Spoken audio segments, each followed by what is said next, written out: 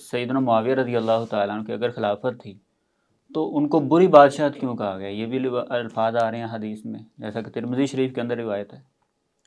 ترمذی کے اندر حدیث کے الفاظ نہیں ہیں۔ جی۔ دیکھیں حدیث کے ہوتے ہیں دو حصے، ایک ہوتا ہے حدیث نبوی اور ایک ہوتا ہے حدیث صحابہ، یعنی اقوال صحابہ۔ صحیح۔ پہلی بات تو یہ ہے کہ نبی علیہ الصلوۃ والسلام نے 30 سال کے بعد والی کو بری بادشاہت نہیں کہا، ٹھیک ہے۔ نہ معاویہ رضی اللہ عنہ کی بادشاہت کو بری بادشاہت حضور نے کبھی نہیں فرمایا۔ دوسری بات یہ ہے کہ وہاں سیدنا سفینہ رضی اللہ عنہ سے سعید بن جمحان تابعی نے سوال کیا، وہ سوال اور جواب یہ ضعیف ہے، اس کی سند ضعیف ہے، اس کے اندر حشرج بن نباتہ راوی متفرد ہے اور یہ ضعیف ہے۔ اور مزے کی بات یہ ہے کہ مرزا صاحب ہر وقت شیخ العرب اور شیخ اعظم محدث اعظم سعودی عرب مولانا علامہ ناصر الدین البانی رحمہ اللہ کا ذکر کرتے ہیں۔ اور تمام علماء عرب نے یہ چیز یونینیمسلی ایگریڈ کی کہ وہ اس دور کے امام بخاری تھے، اور مفتی اعظم سعودی عرب شیخ عبداللہ بن باز رحمۃ اللہ علیہ فرمایا کرتے تھے، میں اس نیلی چھت آسمان کے نیچے کسی ایسے شخص کو نہیں جانتا جو حدیث میں ناصر الدین البانی سے زیادہ علم رکھنے والا ہو۔ انہوں نے پوری زندگی حدیث کی تحقیق میں انہوں نے صرف کی، اور انہوں نے اتنا بڑا کام کیا جو امت میں کچھ اور لوگوں نے بھی کیا لیکن ان کو اتنی مشہوری حاصل نہیں ہوئی، اور کچھ کام ایسا ہے جو ان کے شاگردوں نے کیا، انہوں نے مل کے کیا، اور وہ یہ ہے کہ صحیح بخاری اور صحیح مسلم تو 100% صحیح احادیث ہے۔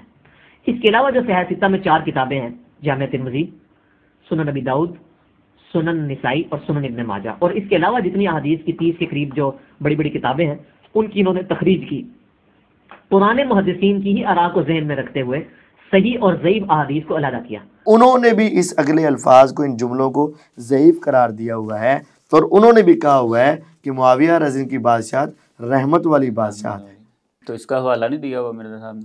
مرزا صاحب نے وہی اپنی پرانی روش کا حق ادا کیا تھا کہ اب یہ ترمذی کی روایت نا، تفصیلی بات تو ہمارے اس پمفلٹ کے اندر اس کا جواب نا موجود ہے، اس کا جواب موجود ہے کہ 2 نمبر حدیث کے اندر جو دوسرے نمبر پر حدیث ہے اس کے آگے پوری تفصیل بیان کی ہوئی ہے۔ مرزا صاحب نے یہ روایت نبی علیہ السلام کے قول اور صحابی اور تابعی کا مکالمہ پیش کرنے کے بعد آگے لکھ دیا، اس کو علامہ البانی نے کہا اسناد و صحیح۔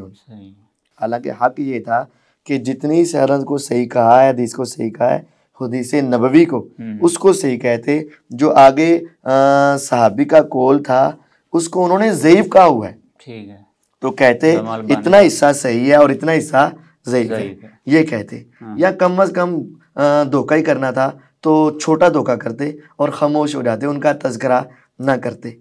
تو مرزا صاحب نے دھوکہ کیا اور وہ بھی بڑا کیا، ان کا نام لے کر اسناد صحیح کہہ دیا، حالانکہ انہوں نے اس کو ضعیف کہا ہوا ہے، اور یہ سلسلہ صحیحہ میں موجود ہے۔ اگلی بات یہ چھپا گئے، اگلی بات چھپا گئی، اور یہ سلسلہ صحیحہ کا مرزا صاحب نے حوالہ بھی دیا ہے، 459 حدیث ہے، یعنی 459 نمبر حدیث ہے، تو اس کا حوالہ بھی دیا ہے۔ اور ان کو اتنا بھی ڈر نہیں لگا، اگر کسی نے عربی کتاب کو وہاں جا کر پڑھ لیا تو آگے تو لکھا ہوا ہے اور میری چوری پکڑی جائے گی، ان کا ویکھی جائے گی۔